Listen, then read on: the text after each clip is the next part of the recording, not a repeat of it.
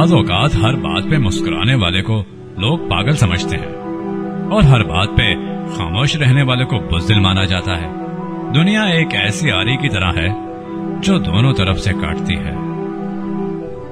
जब आपके इर्द गिर्द बसने वाले ही आपको समझ ही ना पाए तो ऐसे हालात में यही बेहतर होता है कि उनमें रहते हुए खुद को सबसे अलग कर लिया जाए। अपने आंसू खुद पोंछने से, खुद को खुद ही तसल्ली देने से दिल बड़ा मजबूत होता है।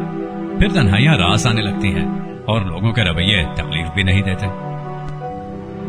अकेले में फूट फूट के रोना, फिर सब्र से अपनी बिखरी जात को अपनी ही हंसी में समेटना और दुनिया के सामने ऐसे रहना जैसे कभी कोई दुख देखा ही नहीं, कोई दर्द सहा ही नहीं और गम क्या होते हैं ये पता ही नहीं। ये होती है अज़ियत की इंतहा।